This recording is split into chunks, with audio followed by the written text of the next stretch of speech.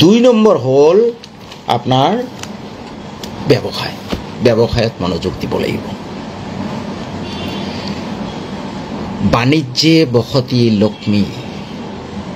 আপোনাৰ ল'ৰা ছোৱালী চাকৰি বাকৰি এইবোৰৰ কাৰণে কিয় আপুনি ইচ্ছা কৰে? কাৰণ টকা। চাকৰি বাকৰিতে যে আমাৰ মিয়া ভাষাত কথা এটা আছে, টাটা গৰুৰ বান্ধা ঘাস, 50,000, 1 লাখ, 2 লাখ, 3 লাখ দৰমহা পাব, তাতকৈতো বেছি নহয়। ব্যৱসায় আৰম্ভ কৰক। সকলোৱে হালাল ইনকাম। ব্যৱসায়ৰ যোগেদি আপুনি মাহত কোটি টকা ইনকাম কৰিব পাৰিব। বহুতে ভাবিব পাৰে ব্যৱসায় কৰিবলৈ ক'ত টকা পাম। ব্যৱসায় বিভিন্ন ধৰণৰ আছে। সৰু সুৰা ব্যৱসায় 5,000 টকাৰেও আৰম্ভ কৰিব পাৰে। আজি আৰম্ভ কৰক 5,000 টকাৰে। কোনো এই যে যিবোৰ কোটিপতি আছে, টাটা বিৰলাই, ইহঁতে ভাবিছিল নেকি 1,000 কোটি লৈ নামিছে ব্যৱসায়ত? ন, অলপ টকাৰে আৰম্ভ কৰিছে তেওঁলোকে। 1 লাখ 2 লাখ টকাৰে আৰম্ভ কৰিছে।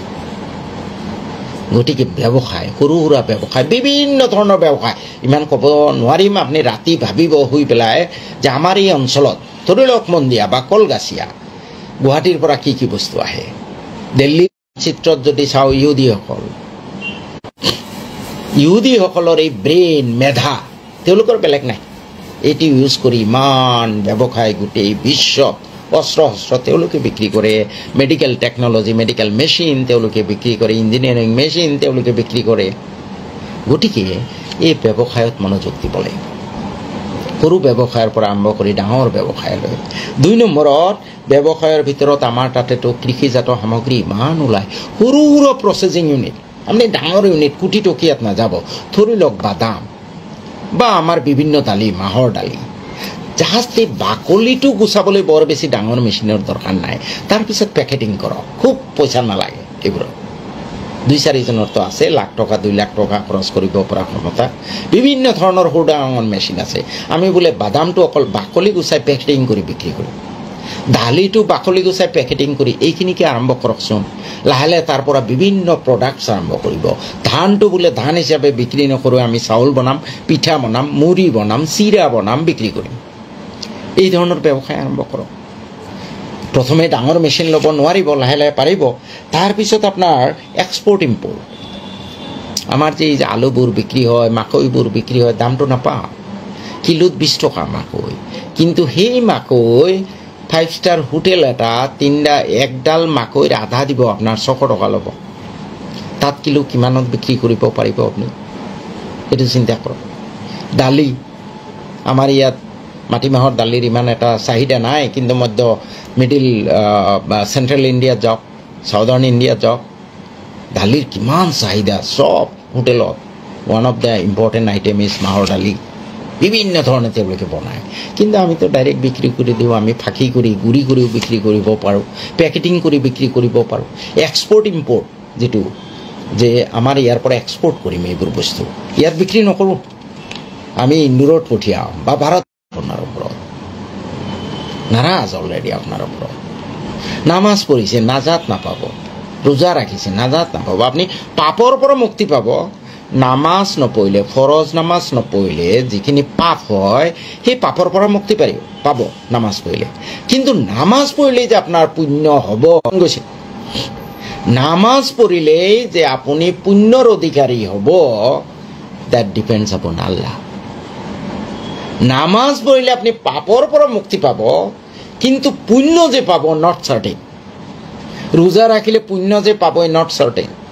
যেতিয়া আপোনাৰ সকলো আহকাম আৰকান পূৰ্ণ নহ'ব, নামাজত যেতিয়া 100% মোৰ মন মগজু আল্লাহ তাআলা হাজেৰ নাজেৰ বুলি মই নামাজত নবহিম, প্ৰত্যেকটো চূড়া পঢ়োতে তাৰ অৰ্থ বুজি পেলাই সেইমতে মই আল্লাহলৈ ধ্যান কৰিম, তেতিয়ালৈতো নামাজৰ কাৰণে পুণ্য নহ'বও পাৰে, ৰোজা ৰাখি পুণ্য নহ'বও পাৰে। সেইকাৰণে সৎ জীৱন যাপন অতি জৰুৰী।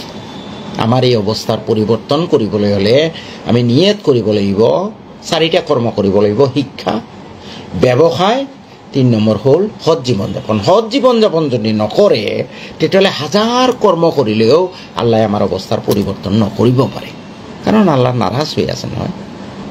সেইকাৰণে আপুনি নিজেও মদ খোৱা বাদ দিব লাগিব, ভাং খোৱা বাদ দিব লাগিব, সুদ খোৱা বাদ দিব লাগিব, ঘুষ খোৱা বাদ দিব লাগিব, এজনে আনজনক অপকাৰ কৰা বাদ দিব লাগিব, পাৰিলে এজনে আনজনক উপকাৰ কৰিব। উপকাৰ কৰা মানে টকা দি উপকাৰ কৰা নহয়, মুখেৰে কথা এটা কৈও বহুত উপকাৰ কৰিব পৰা যায়। বেমাৰী মানুহ এঘৰত গৈ তেওঁৰ লগত সহমৰ্মিতা প্ৰকাশ কৰিও তেওঁক উপকাৰ কৰিব পৰা যায়, মানসিকভাৱে বল দিব পৰা যায়, এটা ডাঙৰ পৰোপকাৰ।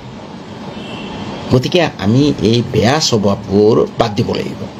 আৰু এই যে আমাৰ ল'ৰা ছোৱালী আজিকালি মদ ভাং খোৱা আৰম্ভ কৰিছে, তাৰ দুটা কাৰণ। এটা হ'ল তেওঁলোকৰ জীৱনৰ প্ৰতি অহা হতাশাগ্ৰস্ততা। BA পাছ কৰিছে, MA পাছ কৰিছে, চাকৰি নাই, কি হ'ব, প্ৰপাৰ গাইডেন্স নাই, কেৰিয়াৰ কাউন্সেলিং নাই। আপুনি সেই ল'ৰা ছোৱালীক সাহস দিব লাগিব, ঘৰত উপযুক্ত পৰিৱেশ গঢ় দিব লাগিব। ল'ৰা ছোৱালীক তই বুলি কোৱাটো একদম ঠিক কথা নহয়। আপুনি আপোনাৰ ল'ৰা ছোৱালীক ইমান মৰম কৰক, তুমি বুলি সম্বোধন কৰক, যে ল'ৰা ছোৱালী ঘৰৰ পৰা বাহিৰত গ'লেও তাৰ মনটো সদায় ঘৰত থাকে, দৌৰি দৌৰি ঘৰত আহিব মন যায়। নাই, মা মোক ইমান মৰম কৰে, মোৰ আব্বাই ইমান মৰম কৰে, সি দৌৰি দৌৰি ঘৰত গুচি আহিব। আপোনাৰ ল'ৰা ছোৱালীক তই বুলি মাতা বন্ধ কৰক, তুমি কওক। আপোনাৰ ল'ৰা ছোৱালীৰ বন্ধু হওক, উৎসাহ যোগাওক, কনফিডেন্স দিয়ক। আপুনি যদি কয় বেটা তই পাৰিবি, তেওঁ হিমালয় বগৰুৱাৰ শক্তি পাব। বেটা তই পাৰিবি, ডন ধৰি মই আছো নহয়। ক'ব আব্বা তুমি হাজিৰা কৰি খোৱা, মোকনো ক'ত ইমান পৰাবা। বেটা তোৰ কাৰণে মই সোণৰ ভাণ্ডাৰ এটা থৈ দিছোঁ, তোক খোৱা নাই। আপুনি সাহস দিয়ক, বেটা তই ডিচি হ'ব পাৰিবি। আব্বা সঁচাই পাৰিমনে? বোলে পাৰিবি ইনশাল্লাহ, মোৰ দোৱা আছে নহয় বেটা, মোৰ বৰ চাবলৈ ইচ্ছা, ডিচি চাবলৈ ইচ্ছা, ইঞ্জিনিয়াৰ হোৱাটো চাবলৈ ইচ্ছা, ডাক্তৰ হোৱাটো চাবলৈ ইচ্ছা। তেওঁ যিটো পঢ়ি ভাল পায় সেইধৰণে কওক। ঘৰত এটা সাংঘাতিক ভাল পৰিৱেশ বিৰাজ কৰাৰ কাৰণে বহুত সময়ত ঘৰত কাজিয়া পেচাল, মাক বাপেকৰ কাজিয়া, ককাই ভায়েকৰ কাজিয়া, বিভিন্ন ধৰণৰ কাজিয়া, তাৰোপৰি মাক বাপেকে ল'ৰা ছোৱালীৰ প্ৰতি কৰা বেয়া ব্যৱহাৰ, এইবোৰে ল'ৰা ছোৱালীক হতাশা আনি দিয়ে। আৰু ল'ৰা ছোৱালী বাহিৰত থাকিবলৈ ভাল পায়, যে ঘৰত গৈ কি হ'ব, ঘৰৰ পৰিৱেশটো ভাল নহয়, আৰু তেতিয়া বেয়া সংগৰ লগ লয় আৰু মদ ভাং ড্ৰাগছ আদি খাবলৈ আৰম্ভ কৰে। আজিৰ পৰা আমি নিয়ত কৰোঁ, চাব 20 বছৰত কি পৰিৱৰ্তন। 4 নম্বৰ যিটো কথালৈ আহিছোঁ, সময় বহুত হ'ল, 1 ঘণ্টা হৈ গ'ল, ৰাজনীতি। মই যে আগতেই কৈছোঁ, যেতিয়া বিজেপি কোনোমতে আঁতৰাব পাৰিলেই যেন আমাৰ চব সমস্যাৰ শেষ। এই ভাবি আছোঁ কাৰণ আমি গভীৰভাৱে চিন্তা কৰা নাই, আমি ৰাজনীতি বুজিও নাপাওঁ। সেইকাৰণে মই কৈছোঁ যে ৰাজনীতিটো আমাৰ মানুহে বাদ দিব লাগে। মাত্ৰ ইলেকশ্যনৰ 1 মাহ ৰাজনীতি কৰিব লাগে। খালি ৰাজনীতি ছাৰ, এইবাৰ আপোনাৰে যেতিয়া মই আমিন ছাৰ মিটিং কৰোঁ, অমুক কৰোঁ তমুক কৰোঁ। ডন ডৰি এট অল, নিজৰ কাম কৰক, কৰ্তব্য কৰক। ল'ৰা ছোৱালী পৰীক্ষা দি আছে, ওচৰত বহক, পঢ়াওক, দুইজনৰ লগত আলোচনা কৰক। ৰাজনীতি হ'ব, যেতিয়া নটিফিকেশ্যন হয় দেখা যাব, আপোনালোকে চাই থাকক। দল বলৰ কথা নাই, কোন কেণ্ডিডেটজন ভাল হ'ব। কেণ্ডিডেট ভাল মানে কি? আপোনাৰ লগত ভাল ব্যৱহাৰ কৰিলে, ফোনত কথা পাতিলে, ভাত খাইছে নাই খবৰ ল'লে, বিয়াত দাৱাত দিলে গ'ল, সেইটো ভাল কেণ্ডিডেট নহ'বও পাৰে। ভাল কেণ্ডিডেট হ'বলৈ প্ৰথম শিক্ষা দীক্ষা থাকিব লাগিব, 1 নম্বৰ। 2 নম্বৰ, শিক্ষিত হ'লেই নহ'ব যদি চুৰ হয়।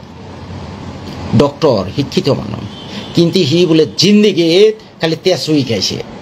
মানে কি কৰে, নিজৰ হস্পিটেল আছে, ৰেফাৰ কৰিব লাগিলে বোলে এই কিবা নাম ক'লে অলপ বেয়া দেখি GNRCতে কৰিব, বা এইটো ইয়াতে কি আছে আৰু এটা দিছপুৰৰ ওচৰত, দিছপুৰ হস্পিটেল নে কি আছে, তাতে ৰেফাৰ কৰিব, য'ৰ পৰা তেওঁ 20% পায়।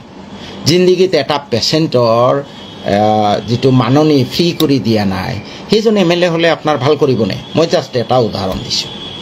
আপোনাৰ ভাল কৰিব, চব টকা মাৰি খাব।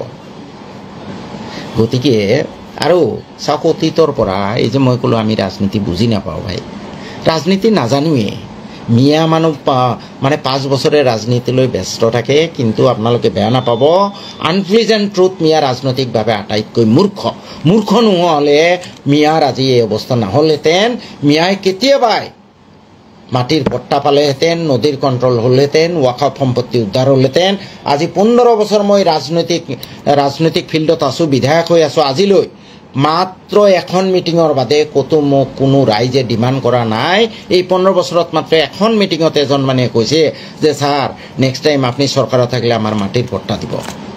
মাটিৰ পট্টা বিৰোধী দলত থাকি ইমান দিয়াব নোৱাৰি। এই 15 বছৰত কোনো মিটিঙত মোক কোৱা নাই ছাৰ আমাৰ মাটিৰ পট্টা নাই, মাটিৰ পট্টা দিয়াব আপুনি।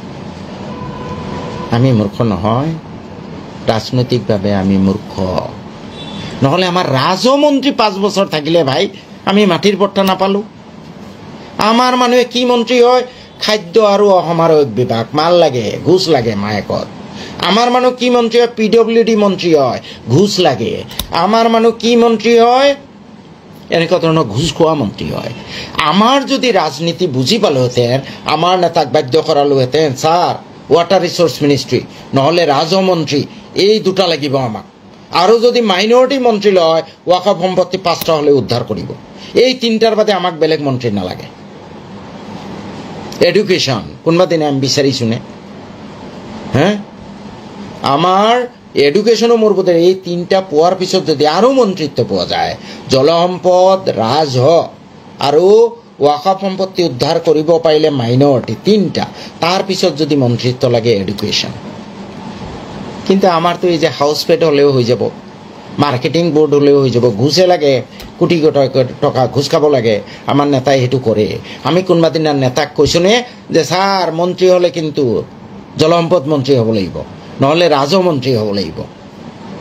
কোৱা নাই আমি নাজানো। We are fool politically, 90% we are fool. সমাজখন জাগ্ৰত হ'ব লাগিব। গতিকে আপোনালোকে যিহেতু আমি ৰাজনীতি বুজি নাপাওঁ, ৰাজনৈতিক পাৱাৰ লাগিব। যেতিয়ালৈ আমি ৰাজনীতি বুজি নাপাম, যেতিয়ালৈ আমাৰ ৰাজনৈতিক নেতাক বাধ্য কৰাব নোৱাৰিম যে আমাৰ এইকেইটা ডাঙৰ সমস্যা। 1 নম্বৰ নদী কণ্ট্ৰল, মাটিৰ পট্টা দিয়া, ভূমিহীন মানুহক ভূমি দিয়া, বিভিন্ন আঘাতত নিহত হোৱা মানুহখিনিক ক্ষতিপূৰণ দিয়া, আমাৰ ওয়াকফ সম্পত্তি উদ্ধাৰ কৰা, তাৰপিছত আমাৰ অঞ্চলবোৰত এটা চেণ্ট্ৰেল ইউনিভাৰ্চিটি কৰা, চেণ্ট্ৰেল ইউনিভাৰ্চিটিও আজিৰ যুগৰ টেকন'লজি লৈ কৰা, নবোদয় বিদ্যালয় দুটামান স্থাপন কৰা। এইবোৰ যেতিয়ালৈ আমি ডিমাণ্ড কৰিব নোৱাৰিম, নেতাবোৰক বাধ্যতামূলকভাৱে কৰাব নোৱাৰিম, তেতিয়াহ'লে আমি পলিটিকেলি উই আৰ ফুল। আৰু সেইকাৰণে ৰাজনীতি কমাই কৰা ভাল। তে মই শেষ কৰিছোঁ। আমাৰ ভাগ্যৰ পৰিৱৰ্তন কৰিবলৈ হ'লে আমি কৰ্ম কৰিব লাগিব। মনে প্ৰাণে দেহে কেহে দিনে ৰাতি কষ্ট কৰিয়ে আমি কৰ্ম কৰিব লাগিব।